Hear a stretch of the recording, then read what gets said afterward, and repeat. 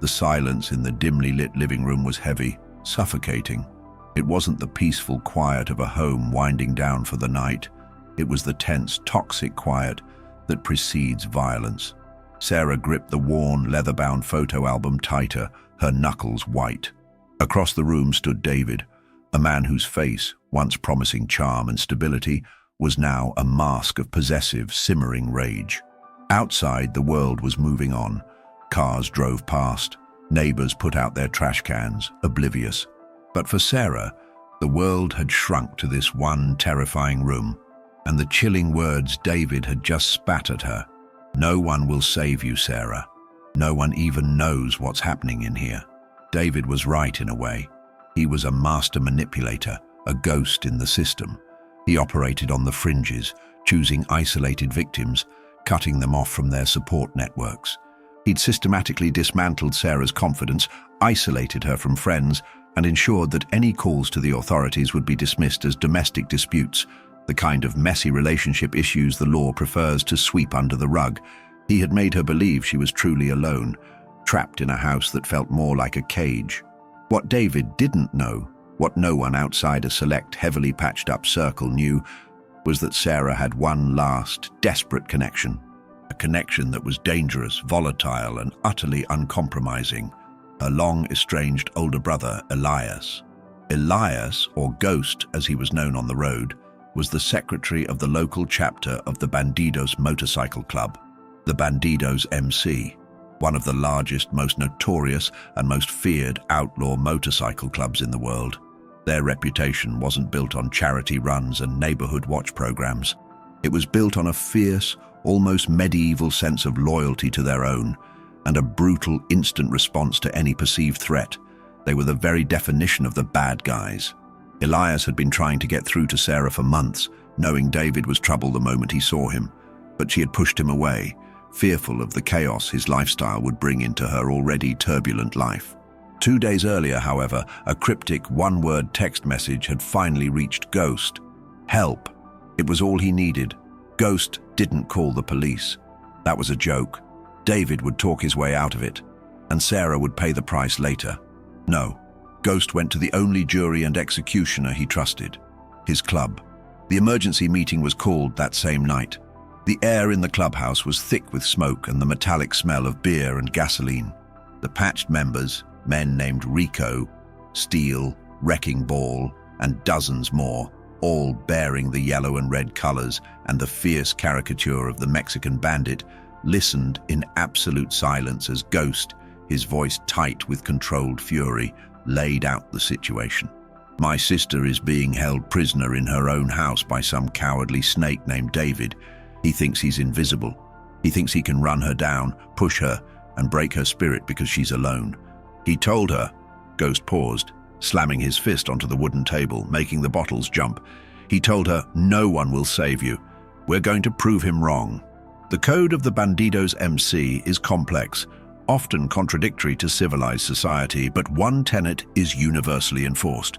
The family of a patched member is sacrosanct. An attack on one is an attack on all. And domestic cowardice, preying on the weak, that was an affront to their rough sense of justice.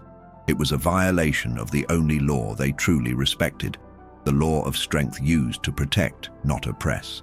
President Bull, a man whose physical presence alone was a statement, stood up. He surveyed the 40-plus men crammed into the room, their faces grim and resolute. 50 of us ride at dawn. No colors visible until we hit the street. No guns. We use our size, our presence, and the sheer fear of our name. We don't hurt the woman. We don't touch the kid. We take out the trash, and we make damn sure that trash never shows its face in this state again. Are we clear? A unified roar of, "Yeah, Bull!" shook the very foundations of the building. The mission was set. The next morning, at the quiet, gentle hour of 6:30 a.m., just as the commuter traffic was starting, the roar began. Not a couple of bikes, but 50 powerful engines, a massive, deafening wave of steel and thunder that converged on the small, unsuspecting street where Sarah lived. The ground vibrated. Neighbors peered out their windows in stunned terror, witnessing a sight usually reserved for news reports of massive raids. 50 members of the Bandidos MC, fully patched, lined up shoulder to shoulder, their chrome gleaming under the early sun, forming an impenetrable wall of muscle and menace outside Sarah's house. Inside, David was having coffee, gloating over his total control. The rumble started low, a distant tremor, then grew into a tidal wave of sound that rattled the window panes. David froze. He wasn't scared of the police. He was terrified of that sound. He stumbled to the front window. When he saw the sheer number of men, the yellow and red patches, the unwavering stares, his face went from rage to absolute, paralyzing horror. He wasn't just facing trouble. He was facing a force of nature, a force that operated entirely outside the rulebook he thought protected him. He knew instantly that the game was over.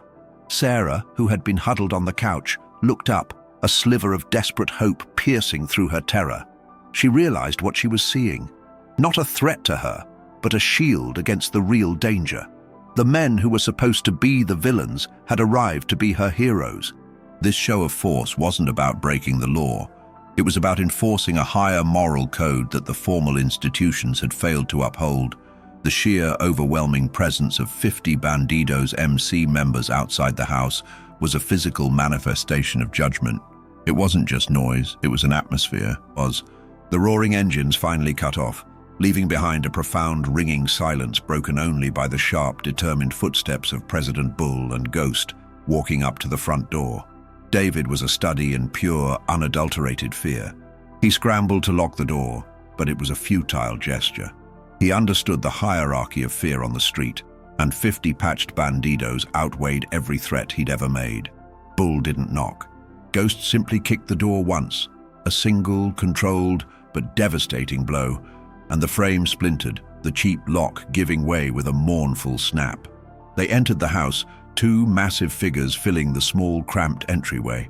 Sarah was on the couch, staring, her face a mixture of shock and dawning relief.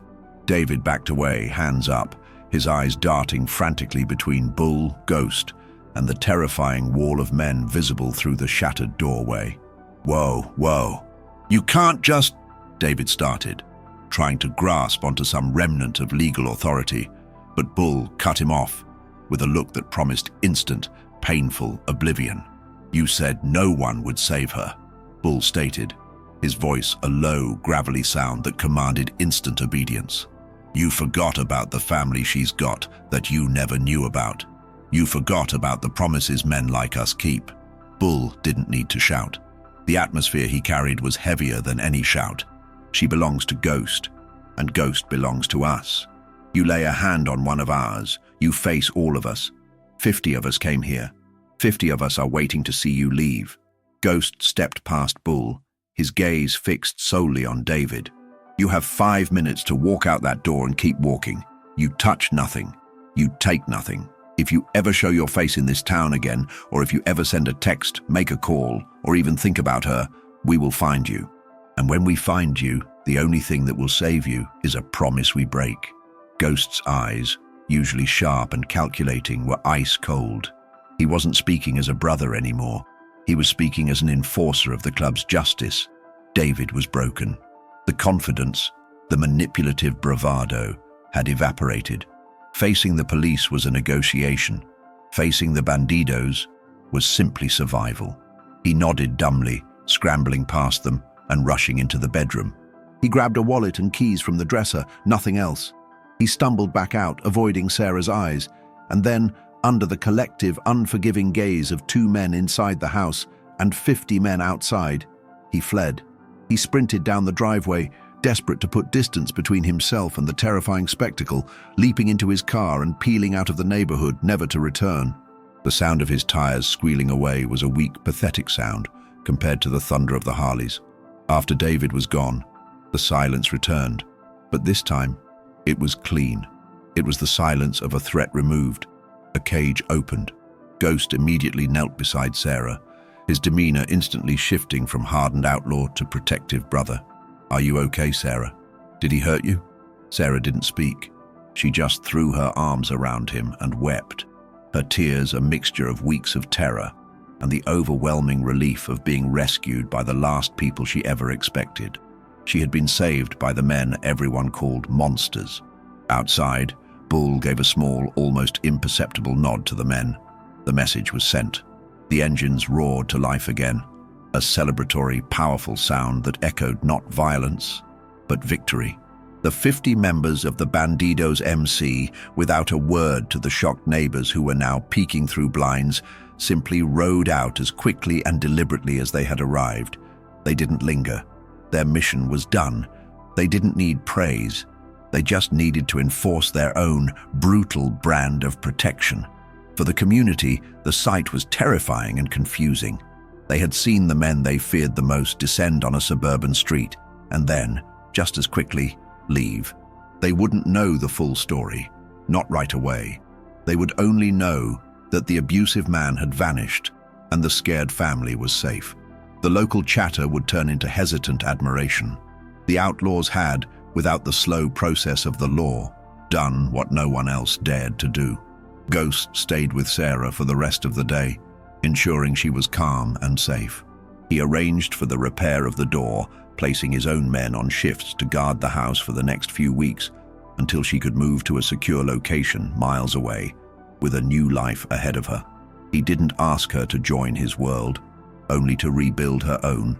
The truth is, the Bandidos MC will always be viewed as the bad guys by the vast majority. They operate outside the law, and that's their choice. But on that quiet, suburban street, they showed the world that a code of honor, no matter how rough its surface, can deliver justice when the system fails. They proved David wrong. Sarah was not alone. She had a family of patched-up outlaws, men with hard faces and iron fists who were willing to risk everything to protect their own. They didn't wear shining armor. They wore leather and chrome, and they were the only heroes who answered the call.